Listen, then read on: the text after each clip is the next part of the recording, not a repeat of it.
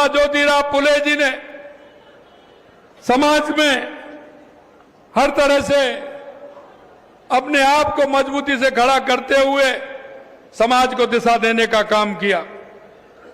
निश्चित रूप से हमारी प्रतिबद्धता का ये प्रतीक है।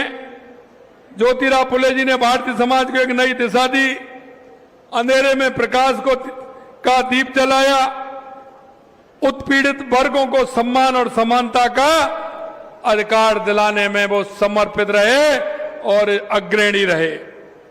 महात्मा फुले जी ने जीवन भर शोषित, वंचित और पिछड़ों के उत्थान के लिए संघर्ष किया।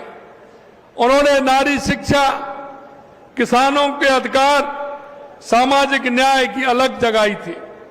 उनकी सोच केवल एक समय की नहीं थी, बल्कि विचार आज भी उतने ही प्रासंगिक हैं जितने तब थे।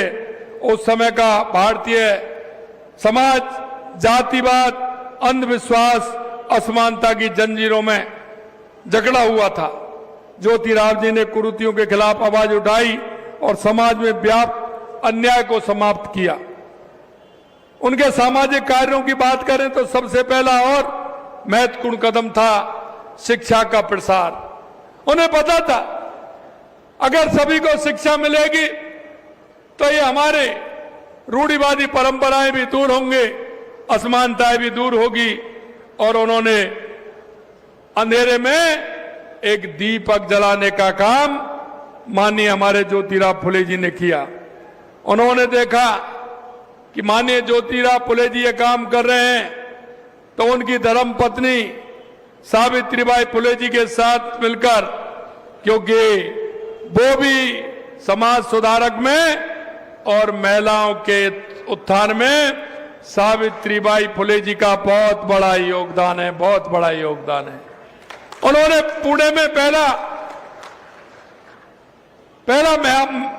महिला विद्यालय खोला, इसलिए उनको पहली शिक्षक बनी। उनको इसलिए हम पहली शिक्षक के नाम से पहली महिला शिक्षिका के रूप में भी इतिहास में उन्होंने अपना नाम रोशन किया है। समाज व्यापक कुरीतियों का जो उन्होंने एक तरह से समाज में जन जागरण अभियान चलाया, कह सकते हैं उन्होंने सत्य शोधक समाज की स्थापना की, जिसका उद्देश्य था समाज में फैली हुई जातिगत असमानता और अंधविश्वासों को खत्म करना। इस संगठन के माध्यम से उन्होंने संदेश दिया कि सत्य की खोज मानवता की सेवा है और उसी आधार पर जीवन पर्यंत उन्होंने काम किया। इसी प्रेरणा से आत्मसात करते हुए हमारी राज्य सरकार ने जो उत्थान के काम किए हैं, अभी मैं प्रभुलाल जी से चर्चा कर रहा था, ये जो आप 3 शहर देख रहे हो, ये यहाँ की व्यवस्था देख रहे हैं, ये माननीय जब प्रभुलाल जी कृषि मंत्री थे, हमारी पूर्ववर्ती भारतीय जनता पार्टी की सरकार ने इसमें काम कराया है।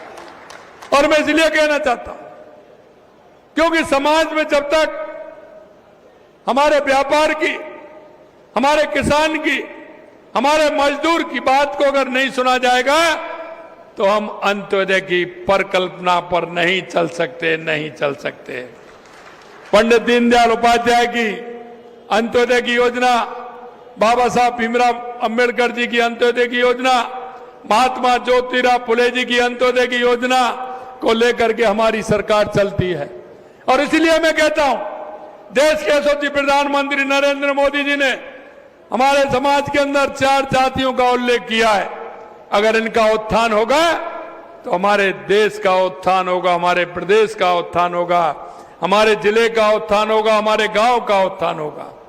वो जातियां हैं युवा, महिला, किसान और मजदूर। अगर हम इनके साथ, इनके कंधे से कंधा मिलाकर के चलेंगे, समाज में उन लोगों को आगे बढ़ाने का काम करेंगे तो निश्चित रूप से हमारे प्रदेश को और देश को गति मिलेगी, हमारा विकसित होगा, उत्कृष्ट होगा।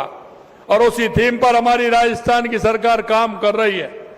आपने देखा होगा, हमने राजस्थान दिवस मनाया। राजस्थान दिवस में पूरे राजस्थान के अंदर हमने काम किया। आपने देखा होगा, हमारा सबसे पहले महिलाओं का सम्मेलन और महिला कैसे आगे बढ़ सकती है, इस विषय पर हमने काम किए। और हमारा पहला कार्यक्रम बाड़मेर के अंदर हुआ। दूसरा हमारा किसानों के साथ कि किसान हमारा कैसे उन्नत हो सकता है, क्या क्या आवश्यकता है, उस विषय को लेकर के हम चल रहे हैं। तीसरा हमारा युवा, क्योंकि जब तक हमारा युवा आगे नहीं बढ़ेगा, युवा हमारा रोजगार उन्मुखी नहीं होगा, चाहे वो सरकारी तौर पर हो चाहे प्राइवेट तौर पर हो।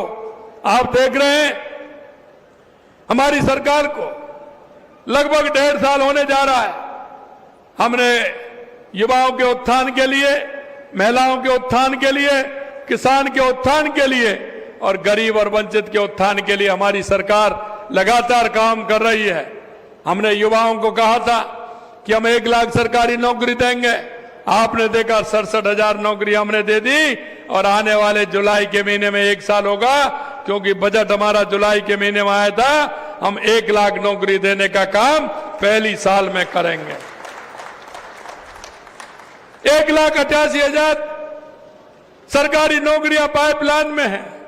हमने कैलेंडर जारी कर दिया कि हम कब कब भर्ती करने वाले हैं, कब परीक्षा होंगे, कब परिणाम आएगा, कब उसको नौकरी लगेगी, कब उसको नियुक्ति पत्र में, ये सारी बातें हमने हमारे घोषणा पत्र में कही और हमने कैलेंडर बना करके कही है। हमने तो राजस्थान के